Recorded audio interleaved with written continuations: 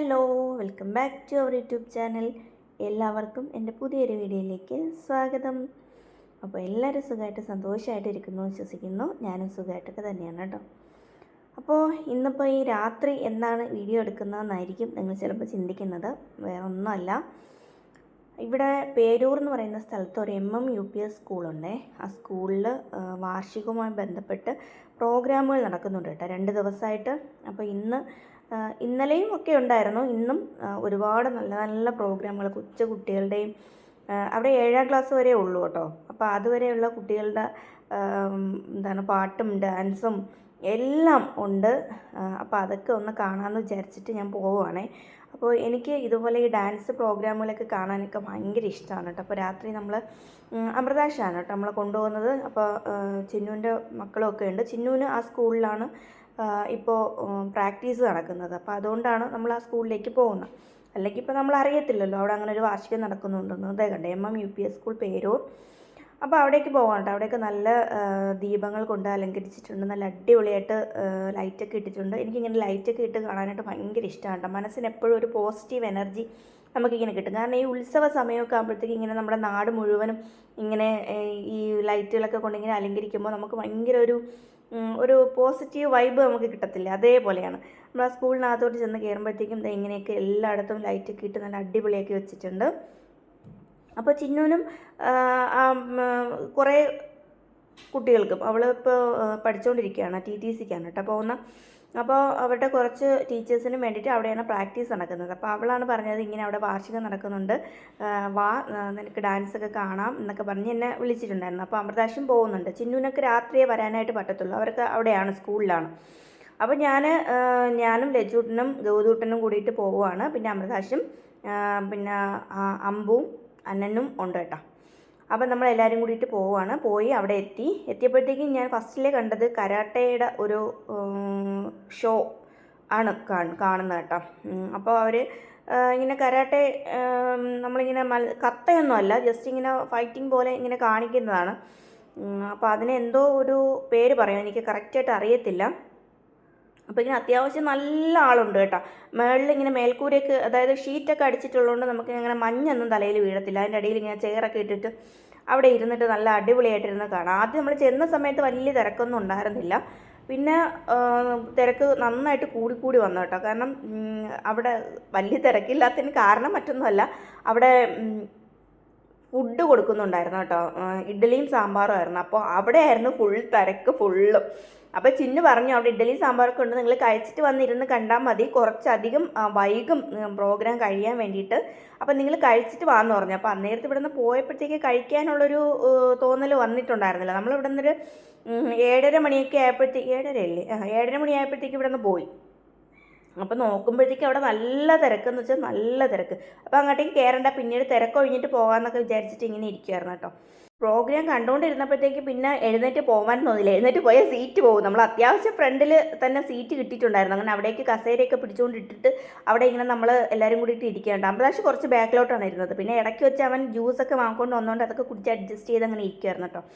അപ്പോൾ ഇങ്ങനെ കുഞ്ഞു മക്കളുടെ പ്രോഗ്രാമൊക്കെ കണ്ടുകൊണ്ടിരിക്കുന്നതിൻ്റെ ഇടയിലാണ് നമ്മൾ റീലിലും ഷോർട്സിലും ഒക്കെ ഇങ്ങനെ കാണത്തില്ലേ, കൊച്ചു മക്കൾ ഡാൻസ് കളിക്കുമ്പോൾ ഫ്രണ്ടിൽ നിന്ന് ടീച്ചേഴ്സ് ഇങ്ങനെ അഭിനയിച്ച് കാണിച്ചു കൊടുക്കും. അത് നോക്കിയിട്ട് അവർ നിന്ന് കളിക്കും. ആ ഒരു കാഴ്ചയാണ് കേട്ടോ ഈ കാണുന്നത്.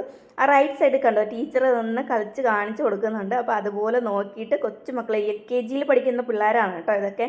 അപ്പോൾ അവർ നിന്ന് കളിക്കുന്നുണ്ട്. അത് കണ്ടപ്പോൾ എനിക്ക് ഭയങ്കര ഒരു എന്തോ ഒരു ഇഷ്ടം തോന്നിച്ചു. അതുപോലെ ഇംഗ്ലീഷ് മീഡിയം കൂടിയാണ് കേട്ടോ, ഗവൺമെൻറ് സ്കൂളാണ്. അവിടെ ഇംഗ്ലീഷ് മീഡിയവും മലയാളം മീഡിയവും കൂടെ, ഇപ്പോൾ എല്ലാ സ്കൂളിലും അങ്ങനെയാണല്ലോ. അപ്പോൾ അങ്ങനെയാണ്. അത് കഴിഞ്ഞതിന് ശേഷം പിന്നെ തിരുവാതിര ഒരുപാട് പ്രോഗ്രാം ഉണ്ടായിരുന്നു കേട്ടോ. എല്ലാം ഒന്നും ഞാൻ എടുത്തിട്ടില്ല. പിന്നെ ഇത് സ്റ്റേറ്റ് കലോത്സവത്തിൽ A ഗ്രേഡ് കിട്ടിയ തിരുവാതിരക്കളിയാണ് കേട്ടോ ഇത്. അപ്പോൾ നിങ്ങളതൊന്ന് കണ്ടു നോക്കേ.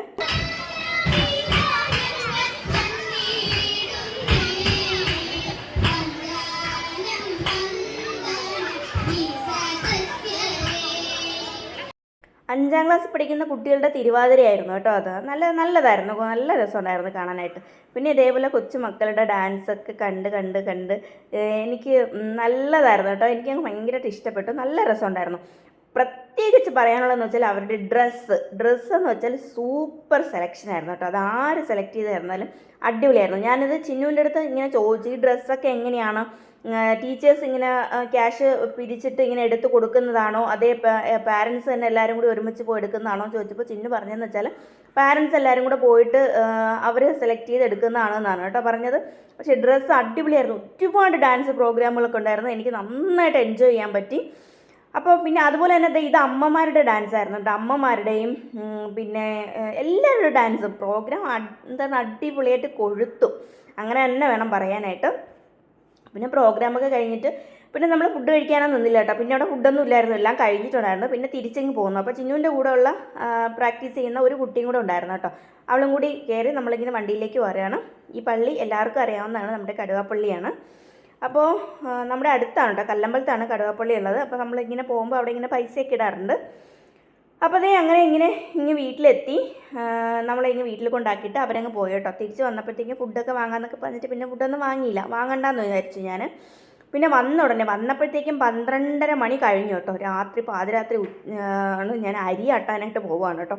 കാരണം നാളത്തേക്കുള്ള അരി ഞാൻ അരച്ച് വെച്ചിട്ടുണ്ടായിരുന്നില്ല. അപ്പോൾ രാത്രി ഞാൻ ജനലും കതവും എല്ലാം അടച്ചിട്ട് ഇങ്ങനെ അരി അരയ്ക്കാനായിട്ട് ഇടുവാണ് കേട്ടോ. കാരണം ഇതിൻ്റെ സൗണ്ട് കേട്ട് ആൾക്കാർ ഉണരുമോ എന്നുള്ള എനിക്കൊരു ടെൻഷനായിരുന്നു. ഒരു നിശബ്ദതയിൽ ഇങ്ങനെ വലിയ സൗണ്ട് കേൾക്കുമ്പോൾ നമുക്കൊരു ഇതല്ലേ. അങ്ങനെ എന്തായാലും അരിയൊക്കെ അരച്ചൊക്കെ വെച്ചു. പിന്നെ പോയി കുളിച്ച് ഫ്രഷായി, മക്കളൊക്കെ കുളിച്ച് ഫ്രഷായി കേട്ടോ. ഞാൻ ഇഡ്ഡലി അവിക്കാനായിട്ട് വെച്ചിട്ടുണ്ടായിരുന്നു ഈ സമയം കൊണ്ട്. അപ്പോൾ ഇഡ്ഡലി അവിഞ്ഞ് വന്നിട്ടുണ്ട്.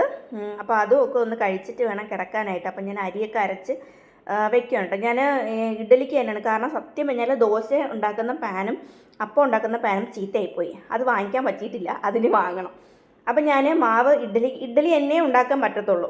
അപ്പം ഞാൻ കുറച്ച് ഈസ്റ്റ് ഇട്ട് ഒന്ന് കലക്കി വെക്കും കേട്ടോ. കൈയിട്ട് കലക്കി ഇങ്ങനെ കുഴച്ച് എടുത്താലേ നല്ല പരുവത്തിന് മാവ് കിട്ടത്തുള്ളൂ. നമ്മൾ തവി വെച്ച് കലക്കുന്നതിനെക്കാട്ടിയും കൈ വെച്ച് കലക്കുന്നതാണ് ഏറ്റവും നല്ലത് കേട്ടോ. അപ്പോൾ ഞാൻ കൈയൊക്കെ വാഷ് ചെയ്ത് നല്ല വൃത്തിയുള്ള കൈ തന്നെയാണ്, കുഴപ്പമൊന്നുമില്ല. അപ്പോൾ ഞാൻ ഈസ്റ്റും കൂടി ഇട്ടിട്ടുണ്ടെന്നേ ഉള്ളൂ. പിന്നെ അവിടെയൊക്കെ ക്ലീനാക്കി ഒന്ന് വൃത്തിയാക്കിയതിന് ശേഷം ഞാനും പോയി ഒന്ന് കുളിച്ച് ഫ്രഷ് ആയിട്ടൊക്കെ വന്നു കേട്ടോ. പിന്നെ ഗൗതൂട്ടനും ലജൂട്ടനും ഞാൻ ഇഡ്ഡലി എടുത്ത് അവർക്ക് വാരി കൊടുത്തു കേട്ടോ. ഞാൻ കുളിച്ചിട്ടൊക്കെ വരുന്നതിന് മുന്നേ തന്നെ വാരി കൊടുത്തു. പിന്നെ ഞാൻ കുളിച്ചിട്ടൊക്കെയാണ് കഴിക്കാനായിട്ട് വന്നിരുന്നത്. ഇപ്പം സമയം എത്രയാണെന്നറിയാമോ?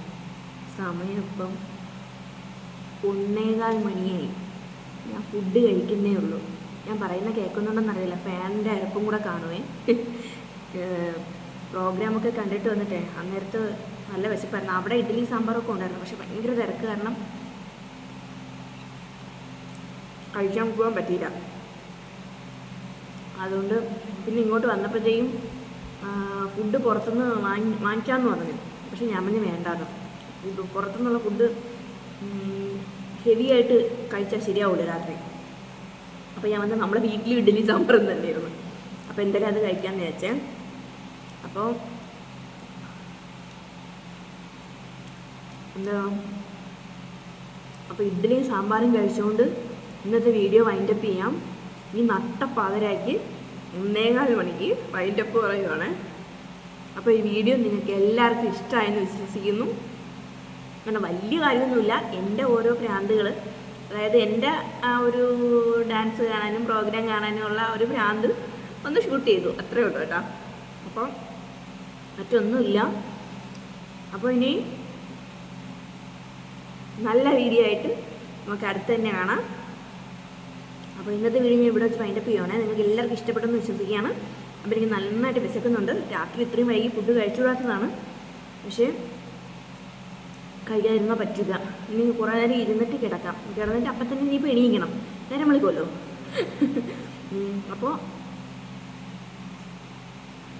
എല്ലാവർക്കും ഗുഡ് മോർണിംഗ്. ഓക്കെ, നെക്സ്റ്റ് വീഡിയോയിൽ കാണാം.